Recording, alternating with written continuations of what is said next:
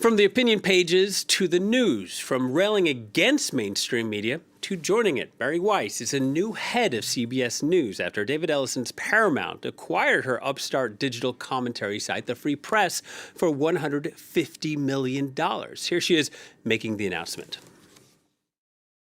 I'm now editor-in-chief of CBS News, working with new colleagues on the programs that have impacted American culture for generations. Shows like 60 Minutes and Sunday Morning, and also shaping how millions of Americans read, listen, watch, and most importantly, understand the news in the 21st century. We would not be doing this if we didn't believe in David Ellison and the entire leadership team who took over Paramount this summer. They are doubling down because they believe in news, because they have courage, because they love this country. And it might be hard to overstate how much of a shakeup this is. John Alsop wrote on The New Yorker that, quote, Weiss arrives at a moment that feels almost existential for CBS News, whose owners have been widely and credibly accused in recent months of kowtowing to Trump. On July 2nd, CBS agreed to settle in what was widely seen as a winnable and risible lawsuit that Donald Trump filed over edits to a 60-minute segment about Kamala Harris. On July 15th, comedian Stephen Colbert called that settlement a big, fat bribe. 2 days later, his show on CBS was canceled. 1 week later, the Federal Communications Commission approved Ellison's purchase of CBS parent company Paramount. Now, here's journalist David Cleon on Democracy Now!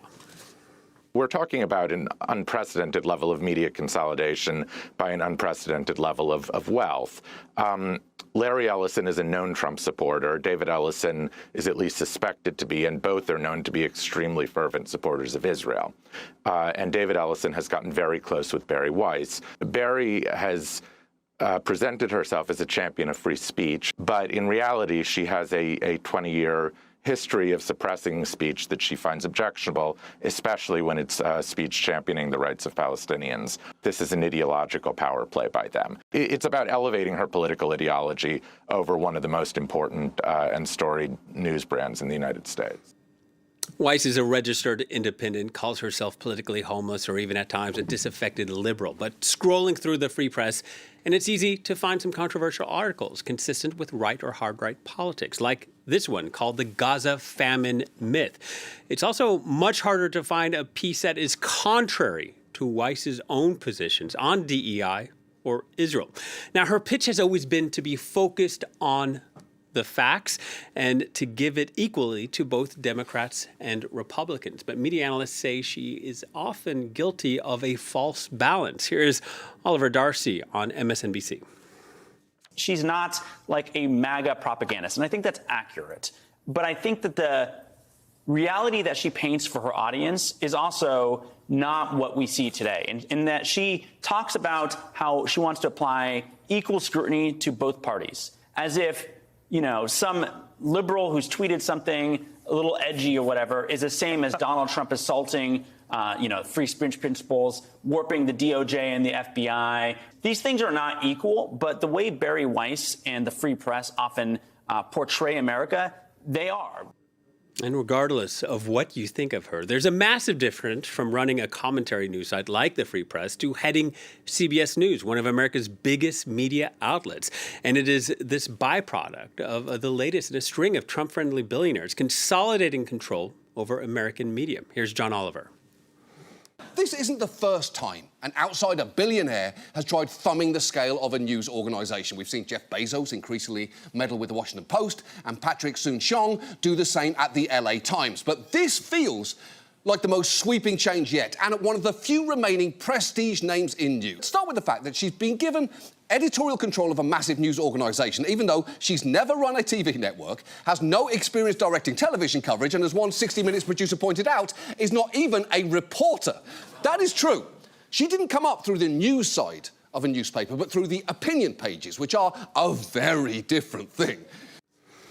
Now, of course, Weiss is entitled to her opinion like anyone else, but having a career as a provocateur, as Vanity Fair put it, does not exactly lend itself to running a news station. So how to explain Bari Weiss's meteoric rise and U-turn, and what does it mean for the U.S. media and its consumers? Let's speak now to our guest, journalist Jem Bartholomew. For our viewers, he just wrote an excellent, thorough piece for Columbia Journalism Review titled Weiss Goes Mainstream. Hello to you, Jem. Thank you for speaking to Scoop. First of all, why does CBS have this storied past in American journalism? Yeah, great to be here, William. Thank you for having me. Well, CBS is one of the big four networks, the others being NBC, ABC, and Fox. It's almost 100 years old, and it's had a long and storied history from, sort of Walter Cronkite, the anchorman of CBS Evening, from the 60s to the 80s, was widely considered one of the most trusted men in the US, to, brilliant journalistic shows like 60 Minutes, which have broken big stories. All that is to say that, giving the keys to Bari Weiss, someone with not a great amount of experience on reporting, is a huge and controversial decision. And the first CBS News executive to leave since the appointment of Weiss is Claudia Milne. She was the Standards and Practices chief. How have other CBS staffers been reacting to Weiss in her first few days on the job? Yeah, well, this past few days has been a real frenzy for media reporters. We've seen sort of every memo, every email, every meeting getting picked over. And a lot of the reporting is focused on sort of dissatisfaction or, depression among CBS News staff. So The Guardian and The Independent have run pieces about the sort of dire mood inside. I think one staffer told The Guardian that the feeling was akin to a throwing up emoji of the feelings there. And Claudia Milne, her departure, we don't quite know all the details of that at this time. But the head of standards leaving at this moment potentially could be indicative of where CBS News is going. Yeah, Jem, you covered this. I mean, Weiss is kind of hard to peg down at times, but she describes herself as a left-leaning centrist. But so much of her career has been dedicated to tearing down the left and almost never criticizing the right. How would you try and peg her politically? Yes, it's such an interesting question because I think part of her appeal to people on the right, to conservatives, or to media moguls like the Ellisons comes from her kind of intentionally ambiguous political nature. But, I think you can define her views pretty solidly. And I would do that by, pointing to the fact that she's really defined herself as this kind of anti-woke crusader, someone hovering from the center to the right and using her publication, The Free Press, to forward that kind of view.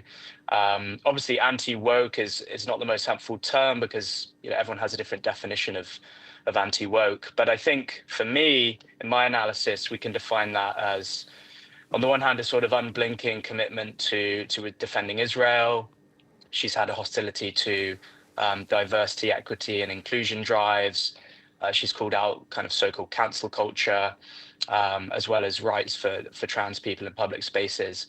And she's done all of this kind of, as one person put it in the coverage last week, sort of giving space and platforms to conservatives while avoiding that label herself, which I think has made her quite useful for the Ellisons as David Ellison takes over CBS News. Yeah, and about Ellison and Weiss, a lot has been made of both of their pro-Israel stances. But I'm curious, public opinion in the United States is, pretty firmly against Israel, not entirely, but there's a strong opposition to Israel. So how big of a gamble would it be for Ellison and Weiss to perhaps try and change that public opinion? And do you think that's really their ultimate goal?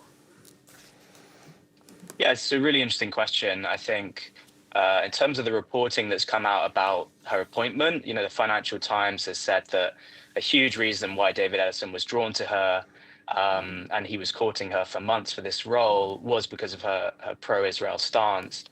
And yeah, you're also right to point out that now 59% of people hold an unfavorable opinion of the Israeli government in the US, according to Pew, as well as, surprisingly and interestingly, as many as 39% now of American Jews believe Israel is committing genocide in Gaza, according to a Washington Post poll, which is really interesting. Is their goal to try and move the dial on that? We can speculate, maybe yes.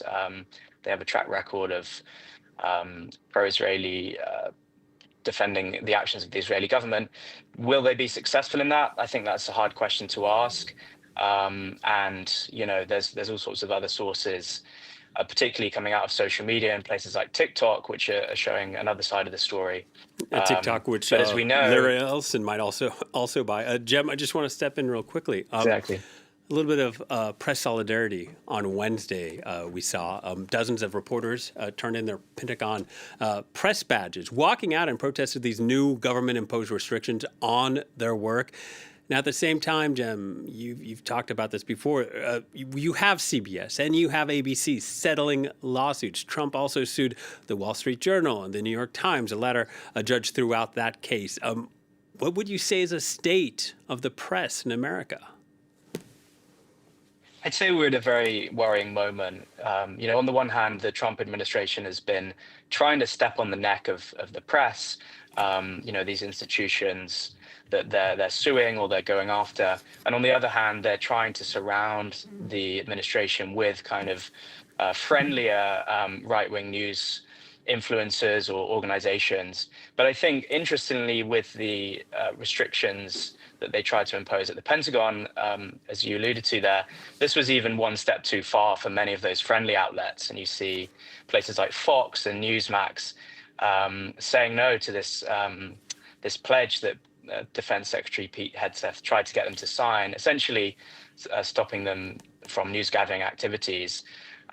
So seeing them stand up together, hand in their badges and say, we're not going to stand for this, I think was a really important moment. And very quickly, Jem, running out of time, do you think the Ellisons will make a move to try and buy CNN? Yeah, we've seen them make a first move for Warner Brothers, according to reporting, which owns CNN.